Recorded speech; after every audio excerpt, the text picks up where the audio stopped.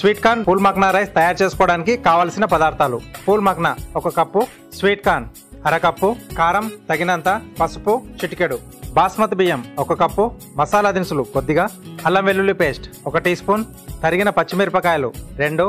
ఉప్పు తగినంత,